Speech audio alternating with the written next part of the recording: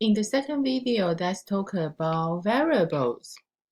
So this variable, you kind of know better from in the math, right? In math, we call the x and y, they are variables. So kind of in programming language, we have that too. So sometimes we call them variables, or we say they are identifier. So then I want you to introduce you this term we call the literal. So the literal actually in math point of view, we call that a constant number. But here in programming language, we call they are literal. So we see what's that. So the first thing you should know, what is the variable, right?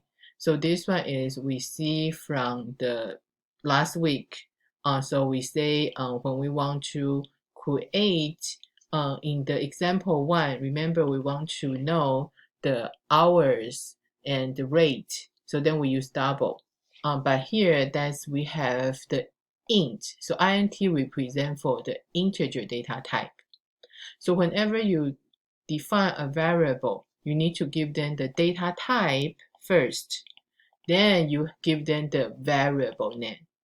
Okay, so now you can see here, I would talk about in the next video for what is the int variable, more definition. But the int variable, you just remember int variable mean integer. So integer in math, that means they are whole number. They don't have decimal. So after you have your int, right? So then you have your variable name.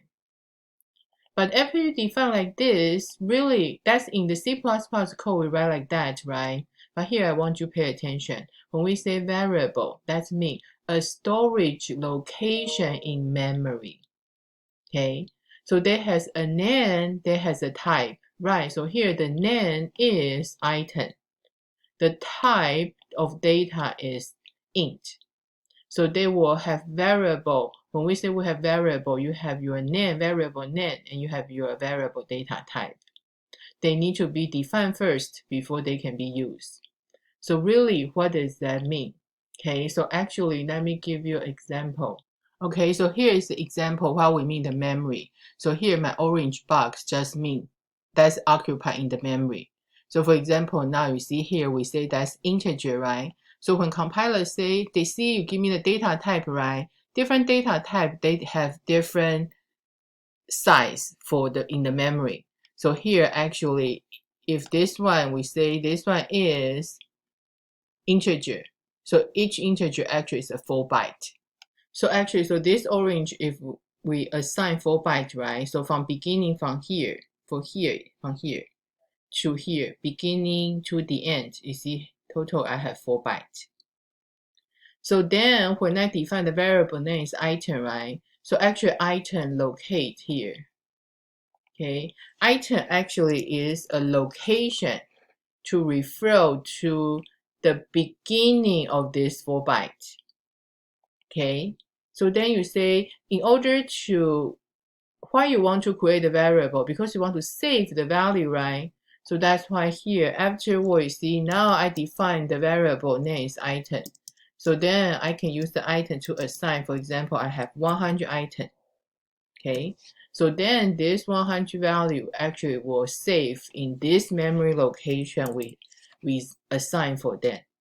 So 100 will change, become binary system. Because remember, computer only can read 0 and 1. So that's why they will convert 100. 100 is for human, okay? But when they save in this 4 byte location, the 100 will convert, become binary number. So they will occupy the value in this 4 byte. So then items actually is just refer to this location, this 4 byte location. Okay, so that's the variable. Okay, so you need to start. I know the first time when you heard about that, you feel very weird because we are human. We get to the math concept so much. But now you need to know you are working with computer. If you want to write programming language, you work with computer. So all the computer actually your software run on hardware. Hardware using the memory to save information. So now I need to save this 100 value, right? I need to save in somewhere. So because this 100 is whole number, so I will define an integer variable to save this value. Okay, So then actually I have many different examples. Okay, so the same thing, remember, you can go to Canvas. So let me show you again. Remember, when you go to the Canvas, you see our course shell. So under the demo file, you see I have so many chapter. We are going to the chapter 2. So that's why you see here in chapter 2, I have so many different examples. Even in the video, I don't talk about them, but you should download all of them. Okay, so then run on your program. So then make sure you download all of that. So some of that I will refer to that example. Okay, so you can see here actually is my Cloud9 interface. Okay, that's gone. My Cloud9 interface. So in the Cloud9 interface, you see I have all the chapter. Okay, so then here, next one I will talk about the example 2. Okay, so that's why you see that's example 2. I can write a way to run that.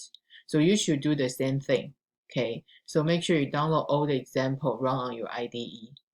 So then you can see, compared to my PowerPoint file, you also can see your output. So that's why here we have the example 1 variable definition. Okay, so the first time when you, after you understand, you see you need to include our string because we see out something. So using namespace std, so everything we write in the main function. Okay, so now we define one integer data type variable called numbers. So then I assign the numbers equal to 5.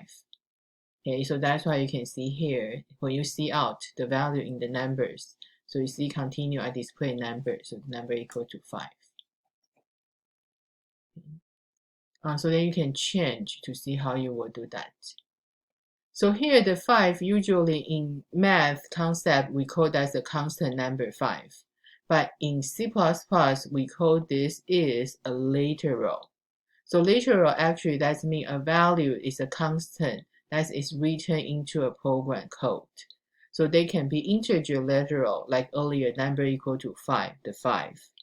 Or you can just write, see, when we do the cout, angle bracket, hello there, that's a string literal. So now you have an idea about what are variables, what are literals. So usually we also say the variable kind of is identifiers. So what is identifier? So identifier is a programmer defined name for some part of program. You see, they can be variable. Yeah, variable, you see int, item, right? So item actually is a variable name, but we also call kind of the name you specify is identifier. So then in week 5 or we will talk about function.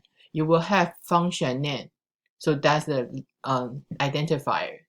So then you see here, we also show you another way.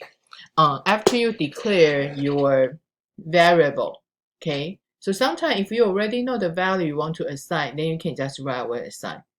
Okay, so or afterward you can change the value. So the most important thing here, when we say the identifier, that means how you will name your variable, how you will name your function. The programmer defined name cannot be a keyword in C++. So what is a keyword? Yeah, int. Data type int is a keyword. Include is a keyword. Return is a keyword. Double is a keyword. So actually many keywords. So here we just show you here. You don't have to memorize the whole thing, but just give you some common C++ keywords. So that can prevent you using the same name in your variable name. So you can see here they have auto, we will talk about in this class. So they will have bool, that's a data type. So they have break, case, card is a data type as well. They have class, they have constant keyword. Yeah, you see here many different keyword. We will talk about, or you will see that more in our in this class or the next class. So make sure your user define variable name or function name we call identifier cannot using those keywords.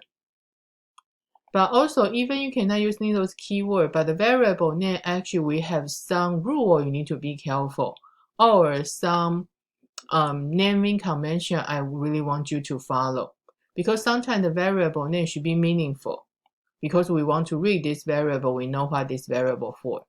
So you see here, sometimes we have like the item, how many items we order, or the total sale, or the tax rate. So usually when we do the variable name, right, we're using the lowercase first. But if they combine with two different words, so then the second word we're using the uppercase. So that's easier to read. Okay, so like item orders or our tax rate. But the name of the identifier, for the rule for the name, the first thing is your first character of identifier has to be alphabetic character. So like earlier, you all have like just regular character. Or the only special symbol you can use is underline. So that's the only special character you can use at the beginning. Yeah, here, I mean only for the beginning. For the beginning, you can use the first letter, you can use any alphabetic character or underline.